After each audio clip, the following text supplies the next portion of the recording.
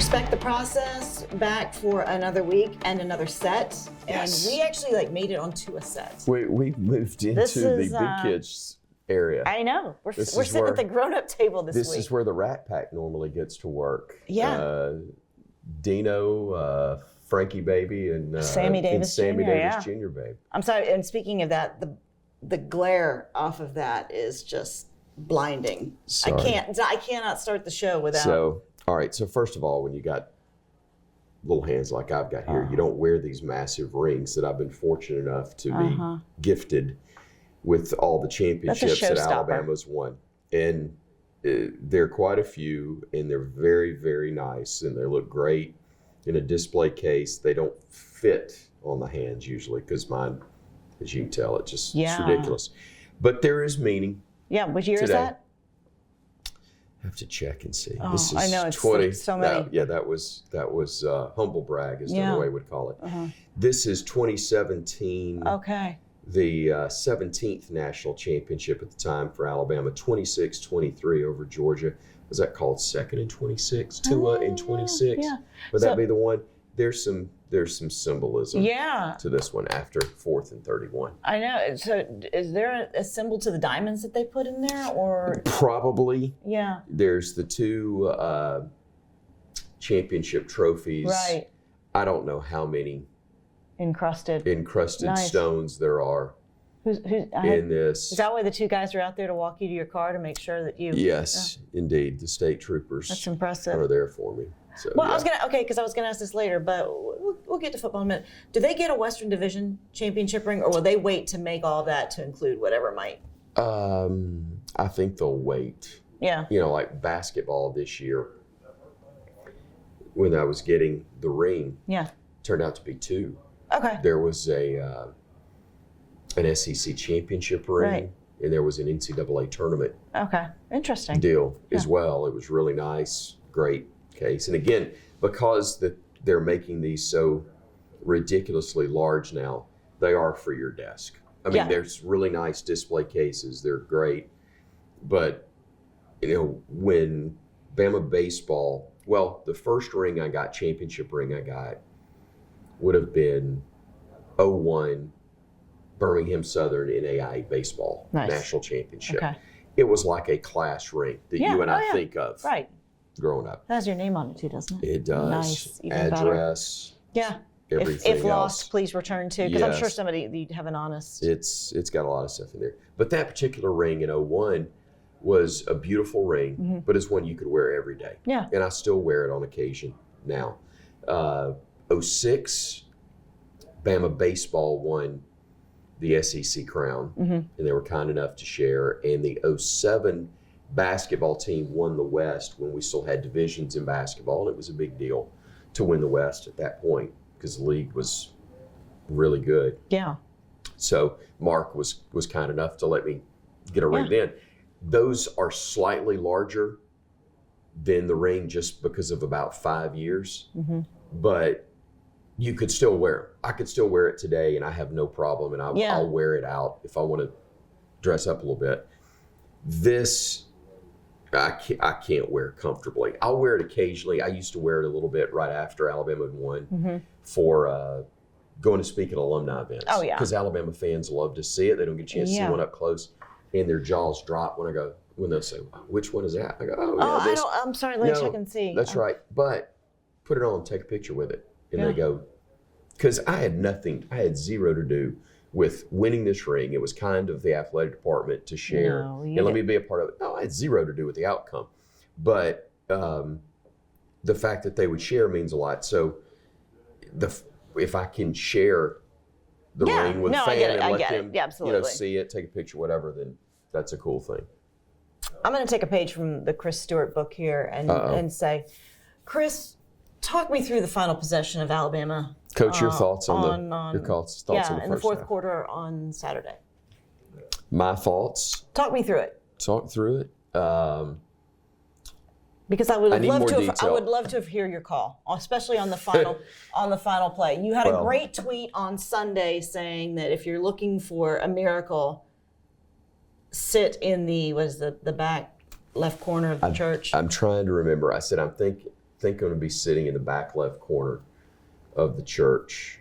Because that's where some of life's greatest blessings. Yes, occur. Because if you're looking for a place to sit at church Sunday, I recommend the back left corner. Yeah. Some of the most amazing blessings can be found there. Are incredible blessings. Because I wished I could have heard you talk us through that final play on Saturday, because the finish was, and I'd like to say we should expect it when playing in Jordan-Hare. Yeah, something crazy happening. But not for Alabama. That's the craziest exactly. part And I of remember all. you saying that to Coach during his show on Saturday evening. Yeah. Or Sunday. By the time we saw it on Sunday. Resilient doesn't even begin to cover that final possession. It was crazy. So help me, because I've got to go back and think on this. Oh God. It started with the muff punt, right? Yep. Okay. So the guy drops the punt. Yep. Bama recovers, and initially, the thinking is, it's a scoop and score, right? But obviously but it no. wasn't, because fair catch, ball's down there. But then you get 1st and goal at the 8. Yes. And you're going, okay, here they are. They're going to bleed the clock, power it in. Great way to end, and then bam, the snap. Yeah. Or excuse me, shall I go? Snap.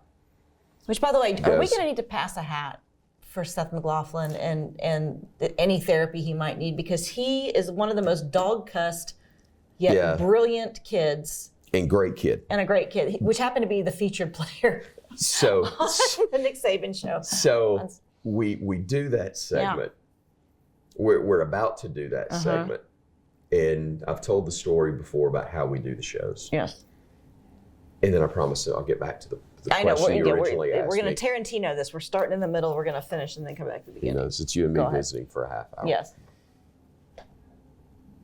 We're doing the TV show with Coach where we tape it in segments. Mm-hmm. And it's time to do the segment on Turning Point and the player feature. Mm-hmm. I think go back to back on it. I think maybe Coach. Anyway, we're going to do the player feature. And I tell him, Coach, our player feature this week is Seth McLaughlin. Only because we won. And I said, we would have called an audible if it wasn't he just shook his head. He shook his head and kind of grinned about, the direction I was going. As it turns out, and we all saw it, heard it, whatever. I mean, look, everything's great if you get away with it, right? Right.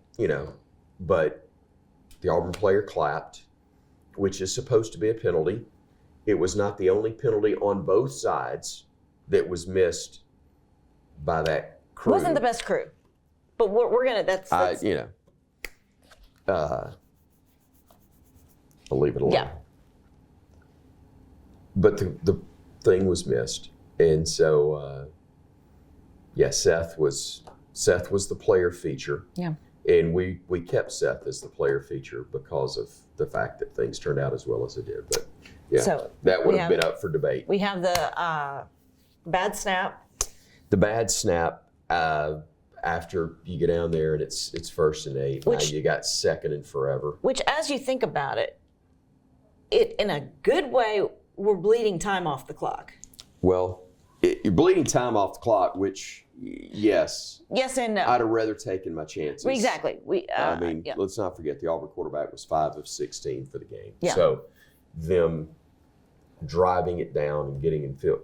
Yes, in this rivalry, I could absolutely see it happen. But I would have felt a lot more comfortable if we just finished it in the timely fashion that we should have in there. Instead, you got to have the incredible dramatics. But yeah, it's backed up.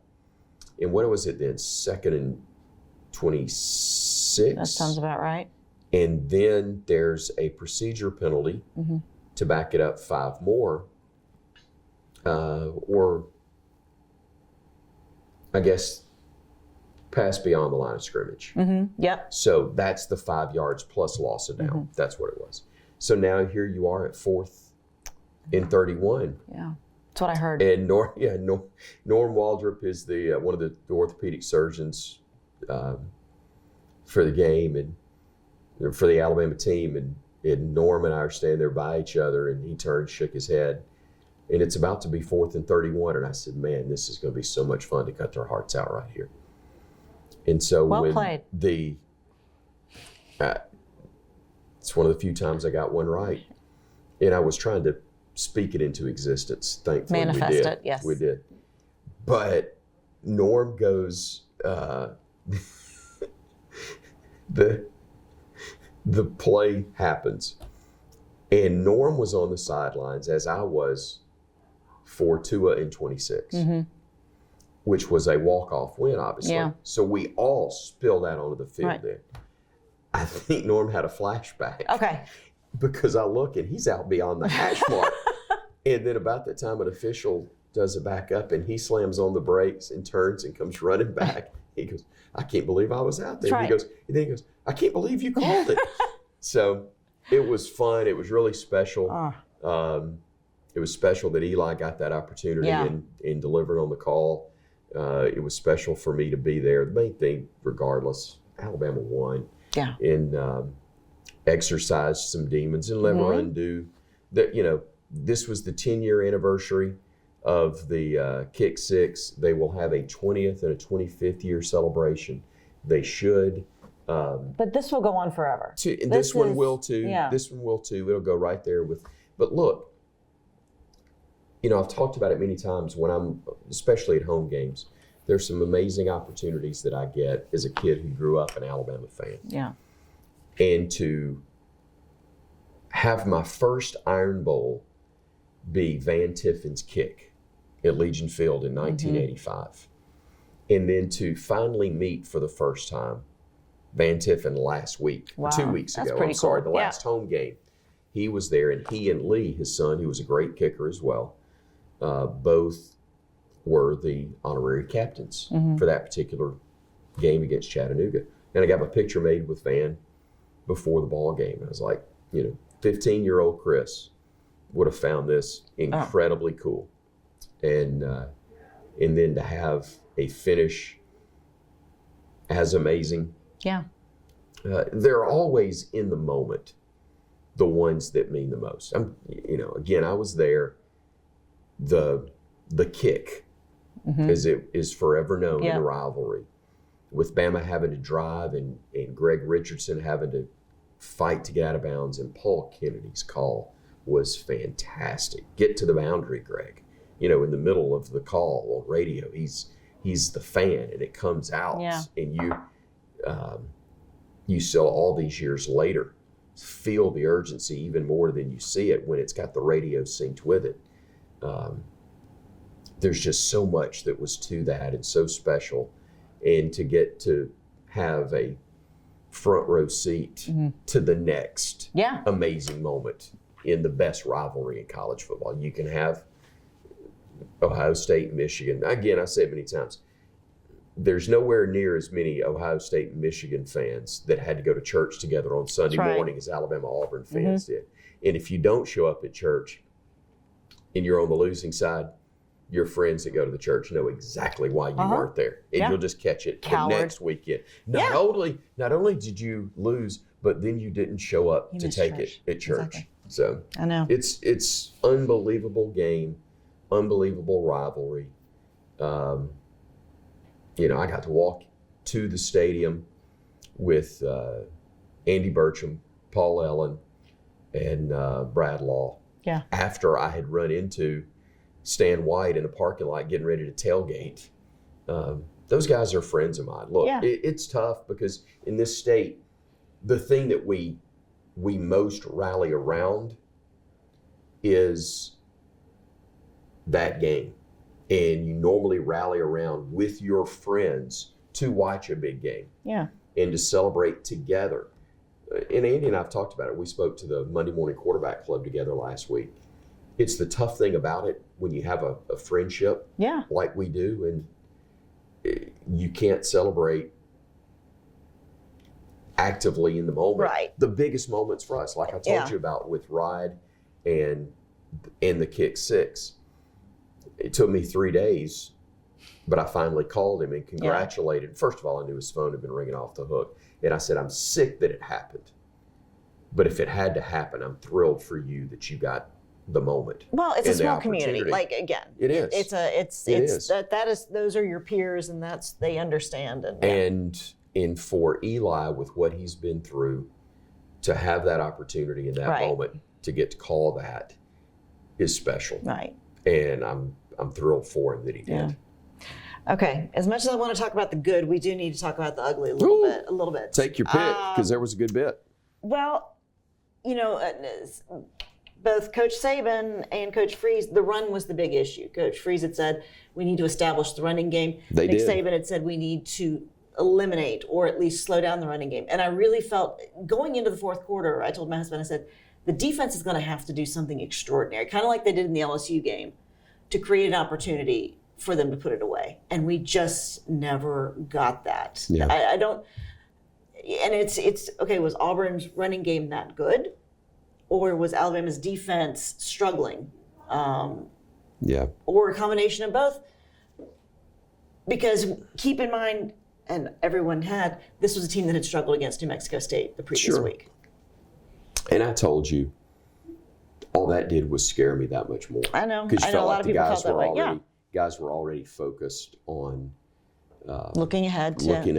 Guys were focused on that, probably from the Auburn side.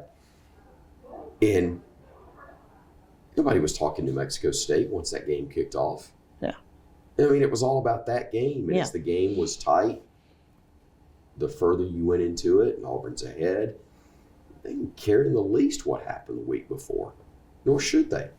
I remember Alabama going, was it the Rory Turner, I waxed the dude game? Robert McGinney misses the field goal for Auburn, 84 or 86, can't remember. But there's the missed field goal. And Bama was not good there. I think Bama was 5-6 that year. But they won that one. And that gives you all the momentum, supposedly going into the off season, and you're excited. And, it's that game either creates a lot of issues or is a salve on a lot of wounds. Well, because the bottom line is Alabama can't play that way next week against Georgia, or they're going to get run straight out of the building. You're exactly right. And there's a chance of losing even if you play your best. Yeah. I've said it many times. I think I've felt over the last 16 years, Alabama's best was good enough to beat anybody else's best. I don't know if that's exactly the case in this game. I'd love to see it. I'll take my chances with Alabama's best, even against Georgia's best. But I think Bama's best will involve no turnovers, maximizing each opportunity that they get, but not giving opportunities to Georgia. There's only one aspect of the game from the Bama defensive perspective that I'm worried about. It's Brock Bowers. Yeah. Do you have an answer for him? Well, and what percentage is he at right now? And I'm sure he's going to go as much as he can. I got a feeling he's fine. Yeah. For this game, he'll be fine. But can you limit him? Mm-hmm. And what does limiting him look like? Yeah. At the same time, you can't lose the turnover battle. I know I'm talking about things that are cliches by and large, but they apply. Yeah. Especially in a matchup like this. Bama's best would beat anybody else, as I said. But they're going to have to be at their best for them to find out if it's good enough. Coming out of halftime, Tyler Booker said the other day that he felt like they had lost momentum. Watching Jalen Milroe play in the third and the fourth quarter, it almost felt like he was hamstrung. Like there were so many times when you're going, run the ball. Right. Or there are other times when you're like, he's not. Was it play calling? Was it what Auburn was presenting them with? Was it him? Because there was crossing the line of scrimmage twice and then making those throws was unlike him. Here's the part, and I'm not nearly as well versed as many of the people that are talked to on this platform. under the next round family. But I do believe this. There's a base play called when you come to the line of scrimmage, but there's any number of options for a quarterback to check off to when he gets there. And it involves not only recognition at the line of scrimmage, it also involves recognition and adjustment by the other 10 guys on your side of the ball to make that play happen properly. You had each of the last 4 quarterbacks that were not only great with their arms, but were so well versed in making those adjustments at the line of scrimmage. Jalen physically is incredibly talented. Yeah. He's still trying to get there, I think, in terms of that type of recognition where it's a complete mastery of the position in the offense, because it's not so much the play call, it's do you adjust at the right time and then execute, and does everybody beyond Jalen do their part when you make a change at the line. You know, we talked about Brock Bowers, tight end for Georgia. Obviously, he's, as you said, he's going to be pretty healthy come this game. What about Alabama? Because we know that there are a few nicked people here and there. Jace McClellan's an important piece of the puzzle now. Yeah. He's really good, and you've got to be able to run it to some degree. Right. It's where I am excited to see Roydell get a chance if McClellan's not able to go. And the other 2 young ones, you know, what are they going to look like? Are they going to be so well rested that this is the opportunity to shine? They have a chance, I think, to have some success running the football. They're not going to run up and down the field on Georgia, but they'll have some opportunities that they've got to take advantage of. Jalen's got to throw it to the right color jersey, and he's been really good in that. If he will simply build off the confidence that he should have after making one of the best throws to one of the tightest windows in the most pressure-packed of situations. If he'll just play off that confidence, he'll be fine. This is a really, really, really good Georgia team that expects to win, and deservedly so, based on what they've done for the last 3 full seasons. But you got to put some doubt in it. I still think, despite the fact they won the last matchup, they being Georgia, not necessarily this group of players, I think there's still some doubt. In the words of the late, great Larry Munson, a little nausea, you know, running through right there. And that's going to be interesting to see if they can avoid it. If Bama does something to get an early lead, don't forget they were leading and looking good in the national championship game after they'd already beaten Georgia in the SEC title game, when they had at least one of their receiving weapons. When they lost him, they were very pedestrian, and Georgia made the plays and earned and deserved the national title. But if you don't help them, I think they got a real good chance. So I think I checked the line today. I think it's 6 favoring Georgia. Does Alabama have to not only win, but do they have to dazzle in order to become part of the conversation? Because I guess the thing is, when looking at this, how does Alabama jump over Texas? They don't. Barring... it seems like Texas is the noose hanging around their neck right now. Yeah, but the fact that this committee still has Alabama at number 8 is absurd. There's enough of a body of work and enough of a resume, not only to understand who each of these, we'll say 8 teams are that are ranked 1 through 8, but you've got enough of a body of work to see who they are based on who they've played.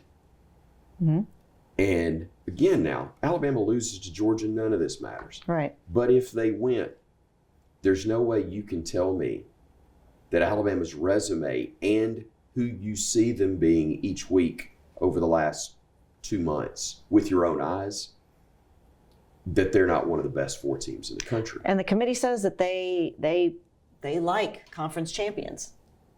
Okay. And they also say that they evaluate based on the body of work for this season. I had a lot of girls tell me they liked me too, but they never went out with me. Well, so they're lost. Well, but that's. But you know what I'm saying? Yeah, no. You know, they can say all that stuff today, and then I think, you know, there's hours and hours and hours and hours of analysis on numerous platforms, such as ours, all the way through the major television networks, discussing exactly what we're discussing right now. And when all is said and done, ordinarily, the committee goes, "Oh, what have we been doing? Okay. Here we go. Good enough." And then whoever the committee chair is comes out and makes some, you know, does 1,000 interviews and explains why they did what they did. Yeah. But nothing changes. It's why, and I know Ryan and Jim are very much of the opinion, and man, do I hope they're right, that if Alabama wins, they're in. Mm-hmm. I think if you're asking me greater likelihood of something happening, I think there is a greater likelihood, barring other dominoes falling, that both Alabama and Georgia are left out than I do Alabama and Georgia both getting in. Yeah. Not that they deserve it, not that it will make the playoff better, not that it's right. But I do think, unfortunately, that scenario is more likely to happen than the other. It's going to be interesting regardless, because you do get kind of the national sentiment that if anything Michigan can do to trip them up, you're out. That's it. No doubt. You're gone. No doubt. You're gone. If they fail to get off the field on third down, then you're done. You're out. And I think that if Alabama were to go out there and just shellac Georgia the way they did 2 years ago. Yeah. Just an absolute ass kicking. Yeah.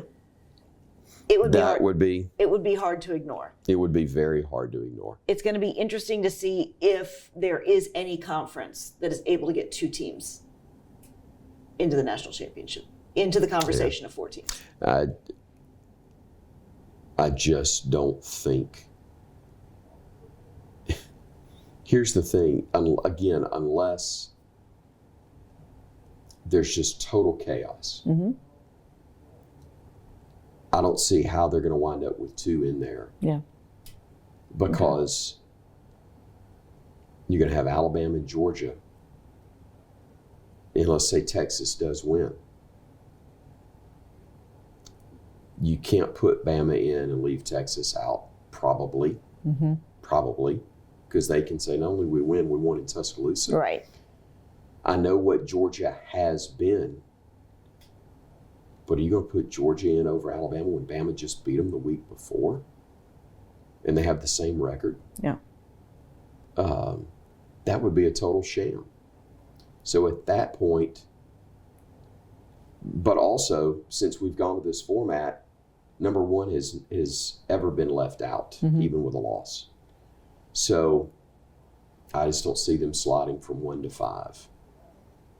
Unless there's enough undefeateds in front.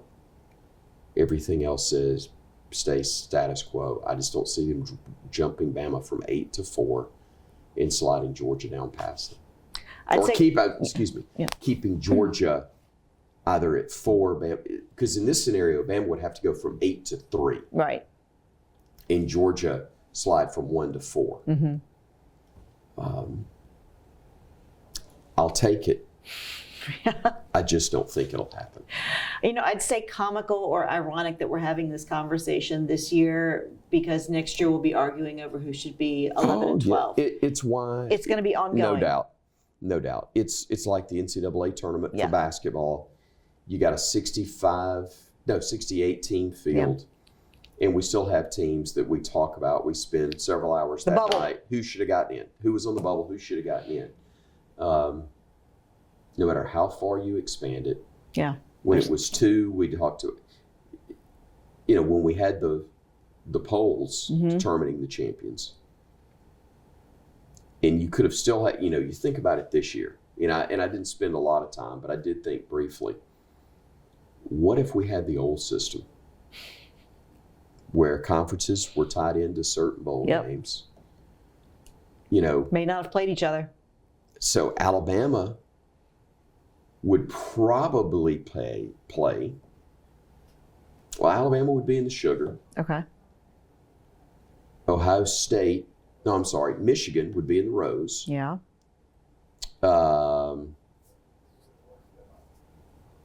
Winner of Oregon, Washington would be in the Rose. Would go to the Rose, yeah. It's Michigan. And then frankly, you're probably going to have the winner of that game get the national title. Would Florida State go to the Orange? Florida State would go to the Orange. Okay. Possibly the Sugar. Yeah. To play Alabama. Right. Which would be really good. But I think it would be the Orange Bowl. So you would still have opportunity. You might have more opportunities to sort it out better in the oldest of formats than you would even in a 2-team playoff. Yeah. I don't know. So bringing it back to the Alabama and Georgia game, for Kirby Smart, a win over Alabama would truly cement his legacy as one of the best coaches in the SEC, in SEC history. Because he would be one of the few coaches who could say he had beaten Nick Saban, not only in regular season games, but in pivotal conference championship as well as national championship. Sure. And would that usher in a new era of sorts, and in terms of recruiting as well? Yeah, look, they're already getting it done in recruiting. Georgia is now, and I'll just go ahead. Heard somebody refer to it as new money. Well, I've heard that and I understand that, and I don't good. disagree with it. But my line in a few interviews already this week, and we'll tick off the silver britches, but I stand by it. Georgia is now finally as good as they've acted like they were for the last 40 years. I love that. It's the truth. I know. It's the truth. They have acted. I've heard Auburn fans say they've got Alabama's arrogance and they don't even have our resume. And until 2 years ago, that's true. No, absolutely. Auburn had a better historical resume than Georgia, but they go around and pretend that they've done what Alabama has done historically. But that's not right now. Georgia's the best right now. Yeah. That's, you'd be, can that change Saturday and change that narrative for going forward? Sure it is. Yeah. But, they've won, 29 straight now, back-to-back, and are number one going into the championship game, which is in essence the quarterfinals. Yeah, exactly. Of whatever we have now. So they are absolutely that, finally. And would take another step historically to be in one of the greatest stretches ever. Miami's had some great stretches, but Miami historically is a horrible program. They almost dropped it before Howard Schnellenberger came in and flipped the switch and basically set up the perimeter where nobody was coming in to get players out of Miami anymore in Dade County. It was phenomenal. Historically, Florida State wasn't very good until Bobby Bowden, and then Jimbo got one. But, when you're talking history there, let's start with Georgia's history. Kirby's got two. Rest his soul, Vince Dooley only had the one national title and was king there till he passed away, and is still rightfully so spoken of with great reverence. Yep. Kirby's got twice as many, and he might get a third in a row. Absolutely. This stretch will always be referenced as one of the great stretches in the history of college football. can they sustain it? Does he get, when I say bored? No, I understand. Complacent, bored. Does he decide he wants to try an NFL challenge? They all do it, and then they all come back. They do. And because their ego tells them that. Well, ego, but also, dadgum, the money. Yeah. I think about those college coaches that took the NBA money. Leonard Hamilton didn't last a season, I don't think, in the NBA. Yeah, but nothing's going to top college money with what Jimbo Fisher is being paid to not coach football right now. Well, yeah. The best job in America is being fired as a college football coach. But he has put himself already in Georgia history. Mm-hmm. But 3 in a row, no matter what happens the rest of the way, college football history will always speak of him in an amazing way. I like that you phrase that as college football, and Alabama fans will continue to think of him as former employee of Nick Saban. Defensive coordinator that helped us win a bunch of titles as well. I know. So never forget, and always appreciative of that. We're not going to count his titles. I always introduce Nick Saban, a man who literally needs no introduction when he's at an Alabama venue. But I go, ladies and gentlemen, the winner of 7 national titles, 6 that we actually care about, or 6 that we're actually happy about. Right, exactly. Kirby's been a part of a bunch of national championships. We ain't real happy about the last 2. Yeah. Certainly won 2 years ago. But he's been on the field for a ton of national championship games. He's lost a couple. He won a bunch with Nick Saban. And he's won 2 as the head coach at Georgia. Hopefully Alabama will make it where 3 is not going to be on the table. So obviously we know what Georgia brings to the table this weekend. What is there one thing that you could say that this is what Alabama has to do this weekend in order for it to be, I'm not even going to say a level playing field, but in order for them to have success?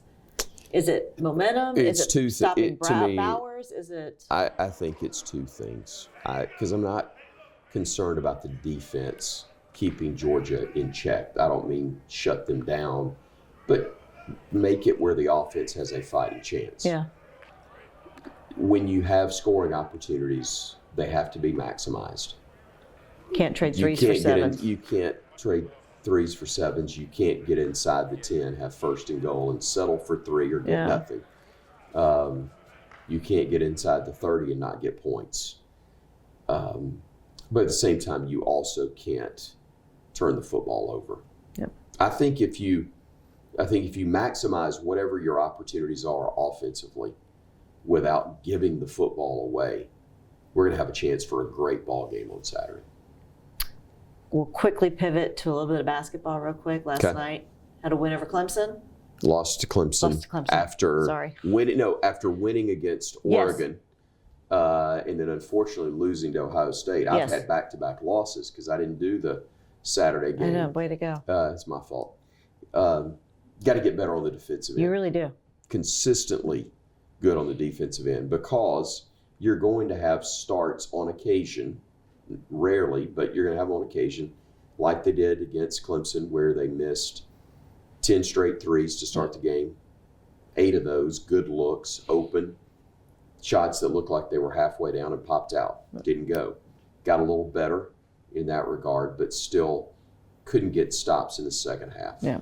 You're going to play, even though Clemson's very good and will be ranked and should be and will contend in the ACC, you're going to play a lot better teams before we ever get into conference play. Yeah. You still got Purdue in Toronto next week. You've got Creighton on their floor. Yeah. You've got Arizona in Phoenix.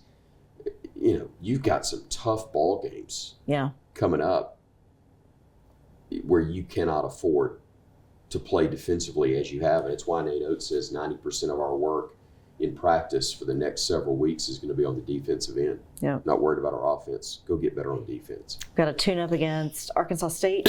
Is it next week? Maybe next Monday? Yes. Yeah. Brian Hodgson, former assistant of Nate's, both at Alabama and at Buffalo, now working for Jeff Purinton. Can I get you a Coke product by chance? Can I get you? We can do that. I tell you what. Yeah, here I'll fill. You fill. I'm fill. not connected. Good. I've got. No, you're good. This is the adjustments you can make. Well, yeah. In this type of format, in this type of show. Because I could also offer you a cold Stella or Wicked. I think it's Wicked Weed over there. You think I'm stupid now? Bring some of that over here. No, we'll stick with. We'd like to thank Dasani. Yeah. Thank you to Coca-Cola. They're the absolute best. Always Great the best. People. See. Great people. Well, that's it. I know we should, just like Coach Saban, have the Coke and the Dasani, the Coke that has never been opened. I was going to go back to Coach Bryant's show because that's what I remember as a kid. Oh, the Golden Flake potato chips. Golden Flake chips. Charlie Thornton opening up the chips, pouring them out, and they both pop the top on a Coke and take a sip at the start of the show. That's the way to do a show. I can't believe I get to host that show, in essence, now in 2023. And I enjoyed it because I'd also been to, there were times back when I used to cover football and be there, and I'd go out on the field post-game to do my stand-up, and the sprinklers would come on. Yeah. I have a hard time imagining that the sprinklers have ever come on when you've done. Sit right where you are. Okay. I was rude of me. Oh, what? What a gentleman. I called myself a gentleman, and I didn't even bring you one. My apologies. Thanks. So anyway, no, the sprinklers coming on. Yeah, that's not right. That shouldn't do that when you're trying to work. I mean, I was amazed though. I was pretty impressed that they keep the lights on for you. I've also had the lights turn out on me. Well, they'll have the mowers going. It's kind of, we're trying to work. We're not trying to show anybody up. It's just the easiest place to do this.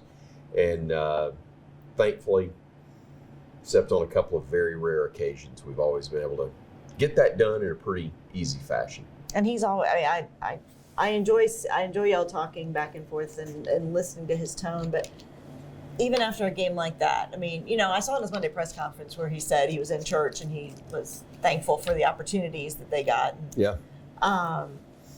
But, you never see him just, shirt off, waving it over his head after a win like that or anything. But relatively speaking, he was pretty happy. Yeah. Well, he was pretty happy. I mean, it doesn't get much better than that in terms of being able to walk out of there and, as you said, let's get out of here. So officially, I found the tweet because I don't remember what it said. But if you're looking for a place to sit at church this morning, I recommend the back left corner. That's where some incredible blessings can be found. I mean, they were. I'm going to drop the mic on that one because Roll Tide. Can't get much better than that. So this weekend we have, is it a 3 o'clock Eastern, 3 o'clock Central time? 3 Central, 4 Eastern kick. Yeah, that's perfect. Pre-game on the network will begin at noon Central. Yeah, they're punishing us in the soccer tournament my daughter's playing in because she starts at 4:30 Eastern time. So, yeah. Well, the Varsity app I recommend where you can hear me. I'll be listening. While you're watching, okay. I'll be listening. So we headed over on Friday? Thursday or Friday. Probably going to go Thursday. Okay. A little recon work. Get settled in and figure out the best ways in and out. A couple of good places to eat and go enjoy myself. Well, the thing, I mean, that's, again, I hate to say that they're comfortable playing at Mercedes-Benz, but they ain't the first time. That 3-4 block plot of land's been really good to Alabama over the years. It has. So, okay, well, listen, I can't let you go without me saying giving us a hearty, here. Just Roll Tide. Big hearty Roll Tide.